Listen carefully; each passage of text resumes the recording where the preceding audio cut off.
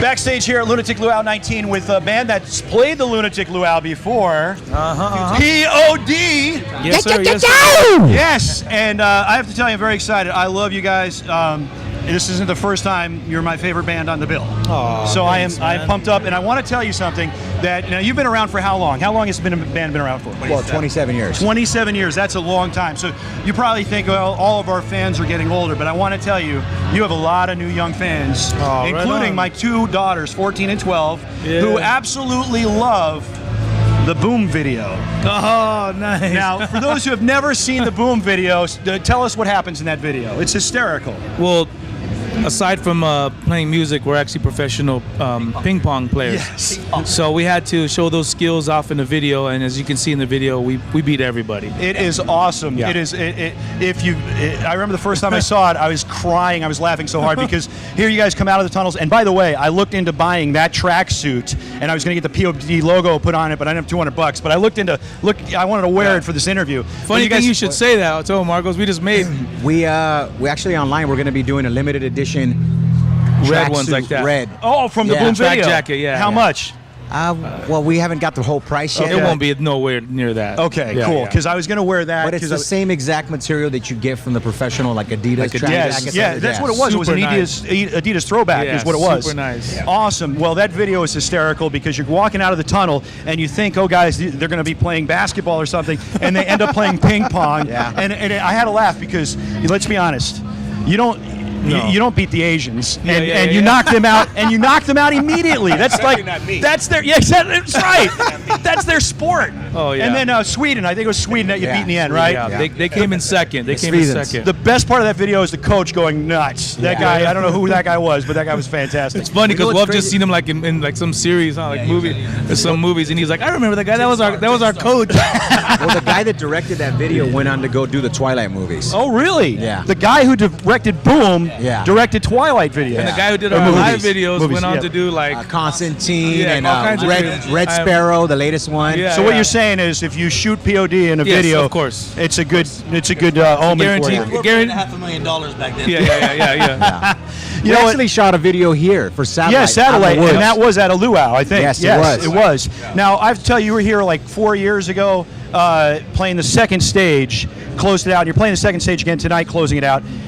It was the greatest moment of that luau because you have that giant hill and to look out there and watch you guys, and it wasn't, it was every song, everybody on that hill was moving. I got videos, awesome. Like it was incredible. I absolutely loved it. Now, I want to ask you one other question that involves you, Sonny, before I forget, because I'm getting old and I forget. Yeah, I hear you. Last night, I watched a video that I'd seen before, but there's a lot of folks that may have never seen this because it's been a while, but Ashton Kutcher used to have a show called Punk'd, and one of the greatest punk jobs was on you. Yeah. Now tell tell everybody what happened in that punk job because it was fantastic. Well, I've actually set it up. He actually set it up. Yeah. They hit me up and I was like, they were trying to. I told Sonny. They said, "You got to make up an excuse to get to LA." Okay. So we thought we were gonna go shoot a cover of Rolling Stone with just me and him. I was all stoked. And the two Madden brothers Stone, from Good Charlotte. Okay. So he was like, "Yeah, cool, man." That's what management told me. And that's how we were getting up there. Okay, so now the punk job is you guys roll up on a pretty serious accident, right? Yes, we chemical spill. So, and we're watching like TV in the back because they had those flip TVs back then. So we're watching. So we're not paying attention to the road. All of a sudden they stop, and these guys are telling us, "Sir, you guys need to you guys need to come out. You've been exposed to radiation. We need to check you." And then the story goes on. They put us through. They put you through hell. They actually had you stripped down. Like a human car wash. Yes. Stripped down human car wash. Well, we're going to post that video on our website and on Facebook, and just remind people of that moment because I laughed again last night. I hadn't seen it in years. Yeah, it's funny. But I thought, oh my gosh, that was such a good job by Ashton Kutcher because they got you. Yeah. They got you. You thought for sure. But check this out. Okay. A lot of the stuff, if you don't see their mouths moving, they add a lot of dialogue that goes in. But dude, at the end, we're looking around, and dude, I see.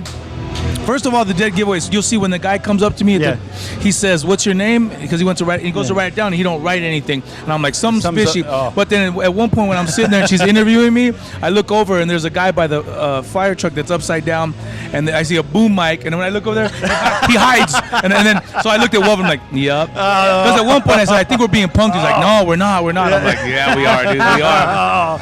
Almost. He was in on it. Had you. He was in on it. Yeah. Oh God, it was such a great punk job to me. I wish you hadn't have told me that. Oh man, fantastic. Okay. You can't fool the master. Now again, 27 years of rocking the masses. Let me ask you. I'm going to ask each one of you. What, as a radio guy that's been blessed to have this local celebrity. Yeah.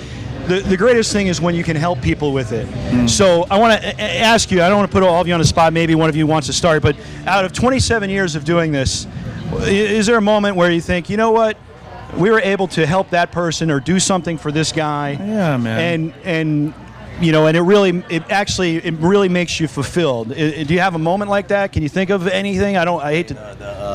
The Make-A-Wish Foundation. The Make-A-Wish Foundation. A kid came to San Diego. The Make-A-Wish Foundation came in. They hung out with us all day. We took them to all our sponsors, like clothing sponsors. Like, just got him a big box, and then at the end of the evening, he played guitar, so he got to play on the record with us, and we kept it on the record. And then awesome. He went on to pass on, but he was a little kid, and his parents came, and that was and really it's cool. Stuff like that. I mean, that's bittersweet because unfortunately you're dealing with a little boy that's going to die, but bittersweet moment. I mean, can you think of anything else? Anything in particular?